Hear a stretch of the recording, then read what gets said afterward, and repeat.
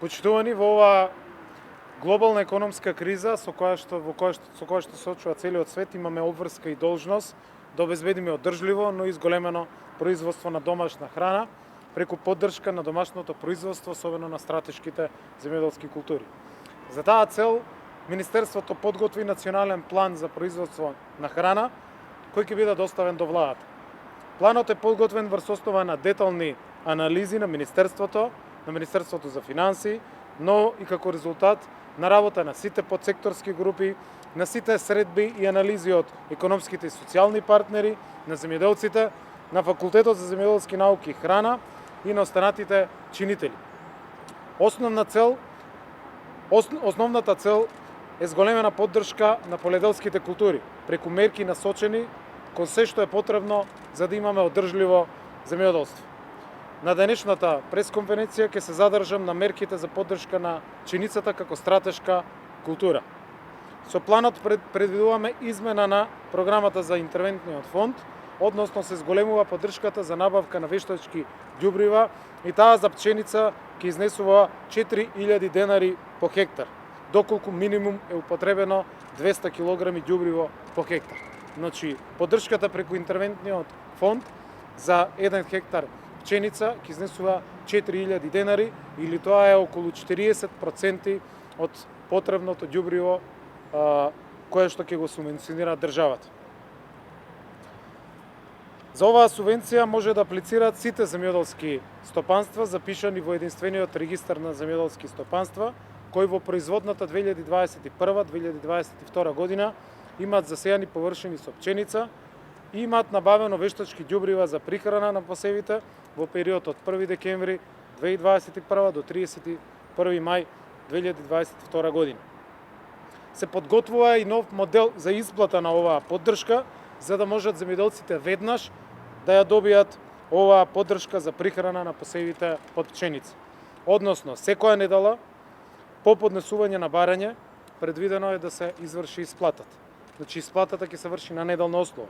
Например, од понеделник до петок до 12 часот ќе се вршат прибирање на барањата во подрачните единици на Министерството за земјоделство, шумарство и водостопанство, потоа истиот ден се праќаат до платежната агенција, таму се обработуваат од понеделник до среда, во четврток се носат во трезорот во Министерството за финансии, во петокот се исплаќаат, а секоја сабота Министерството ќе информира за исплатите од претходната недела.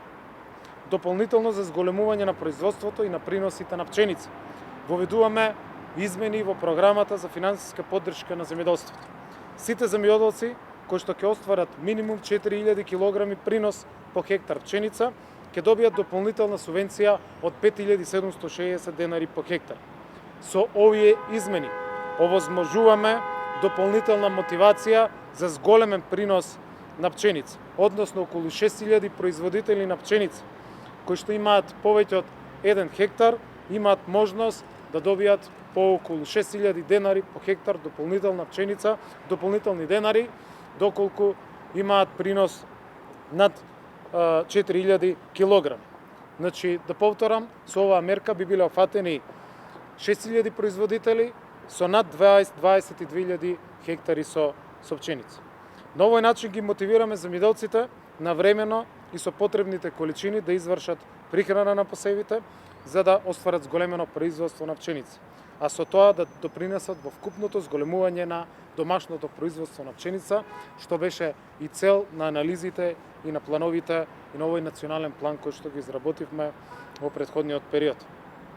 За крај да напоменам дека ова се само дел од мерките предвидени во овој план, кој што секако опфаќа нови мерки во интервентниот фонд, измени во програмата за финансиска поддршка на земјоделството, нови мерки во програмата за рурален развој, наменски огласи за доделување на земјоделско земјиште за поледелски култури, предвремено и навремено пуштање на системите за наводнување на подружниците на АД водостопанство, нови законски измени кои што се изготвени, носење на стратегија за производство на храна оваа 2022 година и многу други мерки кои што се опфатени во планот и кои што постојано во следниот период ќе ги објавуваме. Министерството ја следи состојбата со производство на пченица и затоа земјоделците нема да бидат оставени сами. Покажуваме одговорен пристап Остануваме во постојана комуникација со сите здруженија, со науката, со коморите и доколку има потреба, дополнително секако ќе вршиме интервенции, се со цел да го обезбедиме домашното производство на храна. Благодарам.